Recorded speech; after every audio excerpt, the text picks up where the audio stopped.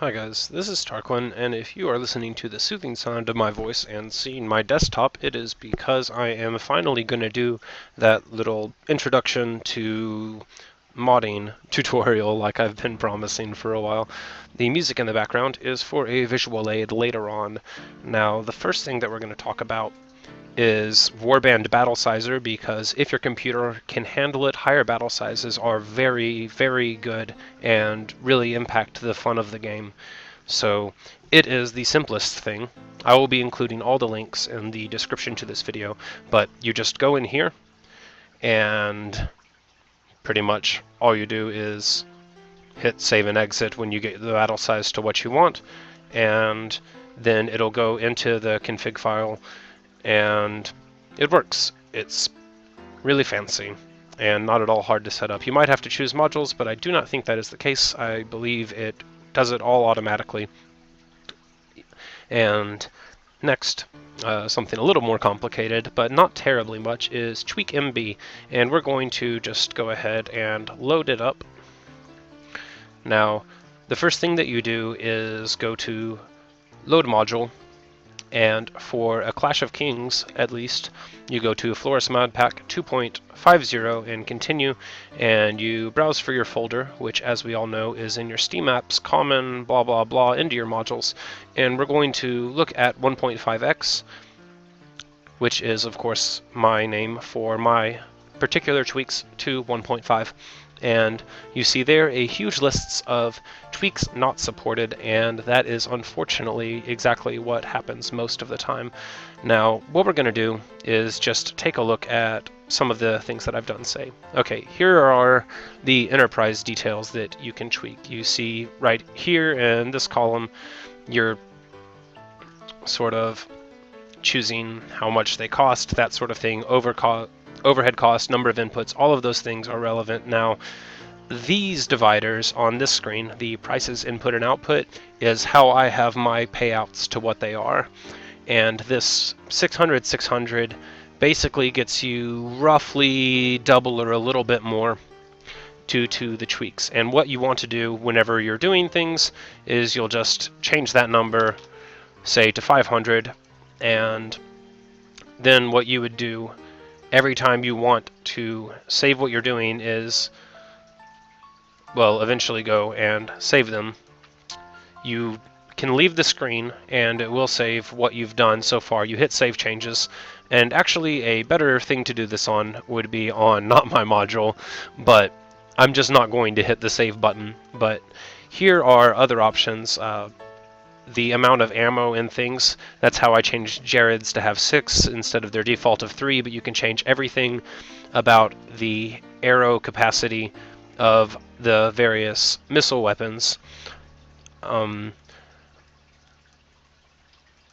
Map size, this just affects the maps that it will create. So if your computer is a slower rig, you can actually really turn down the map sizes and then still be able to play these maps, and that's pretty cool. And there you can change renown and everything like that. Now, a very important thing is AI Lord parties. This is where you can really change the fundamental difficulty of a game for you. And see here, you have 100 for faction leaders. You could turn that up to 500 if you wanted the kings to be really, really incredible. And I didn't change too much of these metrics in my mod. And bandit parties, there's a lot of stuff that you can't really change, but here is where you can change the size of all the various bandits, which I didn't bother with. Companion management, most of these aren't on. And here is your party, where you change. Say you want to start out the game with 100 men. All you have to do is come here and say 100, and all of a sudden you have 100 men.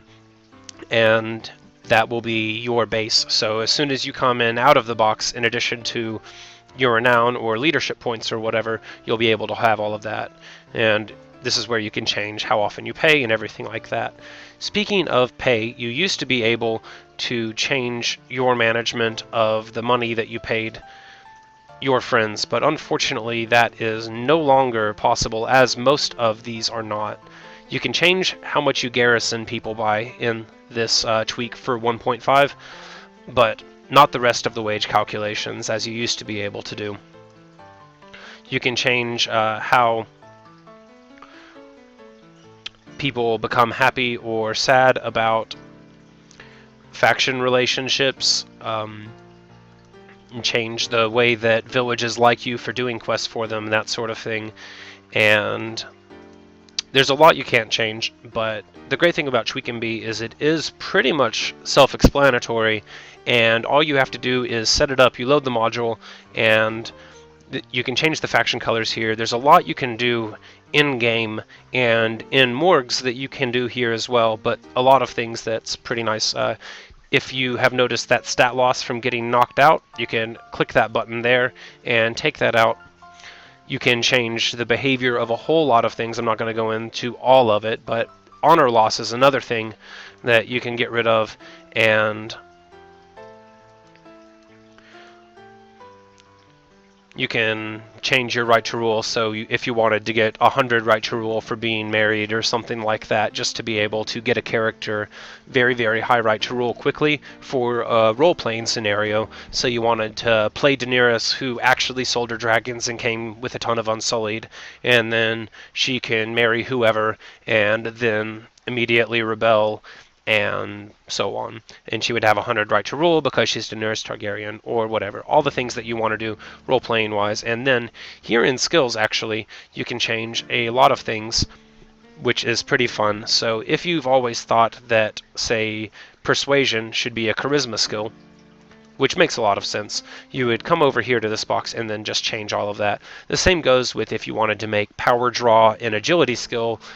Just find that the damage in archery would be more suited to agility or whatever than strength. You can go with it that way. You can also change the max level of skills. However, this is somewhat less effective than other tweaks, and as it says up here, the maximum level of a skill is 15, and some skills won't scale higher. And one last thing is prisoners. You can change the rate that prisoner lords escape. 60% is the default for a Clash of Kings, but if you hate the fact that lords escape from battle and you think you should always capture them on the grounds that they were knocked out on the battle with everyone around them, you can turn that down to 0 if you want. I do not do that because, well, I like a little bit more dynamic nature in the game. And prisoner management, here you can actually allow tavern keepers to bribe prisoners, which I might check. And here you can change how often you'll get ransom offers. So if you pretty much never want to get ransom offers, you can turn that down. If you want to get them more often to ransom off lords, you can turn it up. And here is the max prisoners in prisoner management, which some mods have as 10, Prophecy of Pendor does. By default in the Clash of Kings it is 5, I turned it up to 7, and yeah. That's pretty much all that there is to say about TweakMB. What you do whenever you are happy with your changes is you hit Save Changes, and then it will make a big change list and everything will be fine. TweakMB is very, very simple, and one of the best tools for messing around with the game in general. Now, we are going to talk about Morgs. Morg's Mountain Blade with Fire and Sword Editor, I always accept and never read it. Now, the first thing that you have to do when you load up is change module settings. Now, there is a way to edit this game through the module system, which involves Python and stuff. Unfortunately, I have no idea how that part of it works, so if you're watching this video in the first place, you should already be aware that there are better videos out there. This is just me fulfilling a request from one of my subscribers. And now, what you do is, instead of module system, you go to text compiled files, and you browse in your module directory, as we know, modules / whatever. And then save configuration. Okay, that brings you to the base of Morgs. You see here on the right side these 5 items: troop, parties, party templates, factions, and items. We're going to go through all of them in turn and actually start out with the item editor, because that is one that people tend to care about rather a lot. And that takes you up to this big screen, which can be pretty intimidating. And at this point, I am going to tell you what I always do whenever I am editing items, which is I have in my other screen the game going on. Now, if you watched my last video already, you will notice that as we crashed before, there is the Harlaw hanging out, but we are making this video before continuing our campaign. And all you have to do to get to the item list is go to debug mode, cheat menu, find an item, and then you just jump up, say, to the 192 to 287 range, because here's where some interesting stuff is. Your heavy spears, your long swords and great swords, halberds, bows, and that sort of thing. And also some of the plate armors, and, well, boots and gloves, which I didn't really change that much.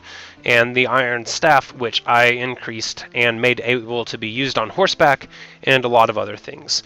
The reason I am showing this right now is just to illustrate that it is something that you will want to have in your other monitor. Also, if you do not have another monitor, I would highly recommend it. It is very much a different world. Now, we're going to talk about our changes to, say, horses right now. So all we're going to do is jump in and search for type animal and go. Now, I could go through the list of items because I know where horses are at, but this is actually a lot simpler and easier on the eyes. It'll search through, and actually type animal has nothing, so probably I should have went with type horse. Yes, that is exactly what I should have done. I don't always use the search. And here all the horses are. It's searching through all the other items, but we know that they're all in the front. Now, over here on the right side, you have the fundamental things that you can change about a horse. You have the body armor, the hit points, the maneuverability, the speed, the scale, which I believe is the size, and don't quote me on that, and then the charge type damage, which I've never touched. Here are the modifiers. Of course, you know that lame, sway-backed, stubborn, and so on. This is the sort of things that an animal or an item can be. Don't put a chipped horse. I don't know what would happen, but just don't put modifiers on animals that you don't need to. Now, if you make a mistake in Morgs, all you have to do is click off of that item, because before things to happen, what you need to do is click update item. So if I wanted that courser to have 25 armor instead, and only item 156 courser, we would hit update item, it would say, bam, I did exactly what you asked. Of course, that's not what I want, so I go ahead and revert it really quick. And, well, that's horses. Now, far more interesting than that is, say, type one-handed weapons. So what we're going to do here is talk about how to let items have different characteristics, which I have done pretty heavily in this mod. Now, say, one-handed axes. In the mod, they can't block. In this flag side right here on the left, you have all of the signature attributes of the weapon. For example, can't reload on horseback, how it parries, bonus against shields, penalties, that sort of thing.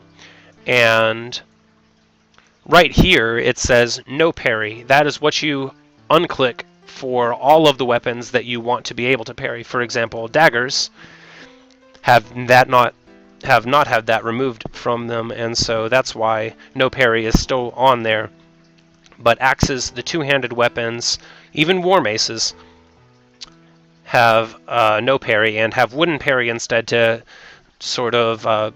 the game characterizes wooden parry differently, I think, as a sort of worse block, and I'm fine with that.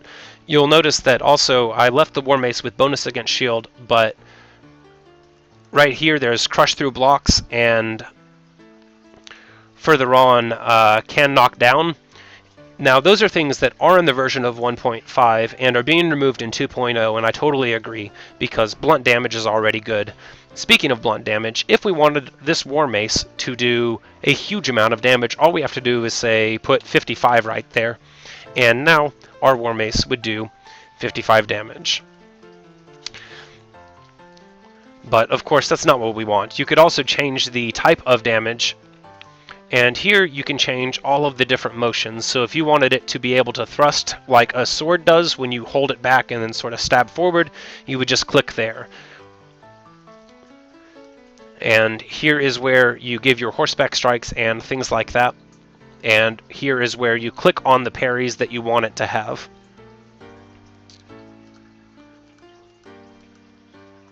So if you wanted it to not be able to block up and down strikes, say the ones right over your head, on the grounds that a strike would probably break through your mace that way, but you wanted to be able to parry side to side, then you could just do it that way, and so on.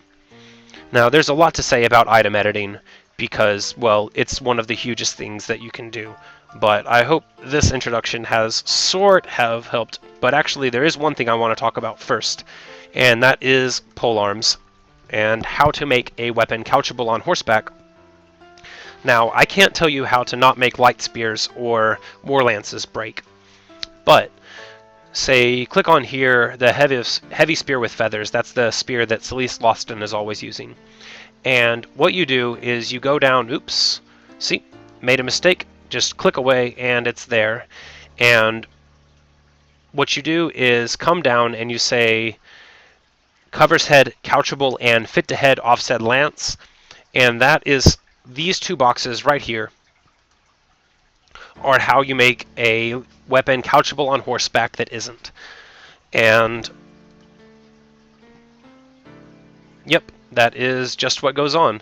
You don't have to, well, and you should give them the thrust on horseback if they don't already have it, but they actually might, because typically the weapons are designed to be couchable, and Coaster probably just turned it off and didn't bother to remove the defaults. I don't think I changed that. Now here you could also change any weapon to have a masterwork quality if you wanted.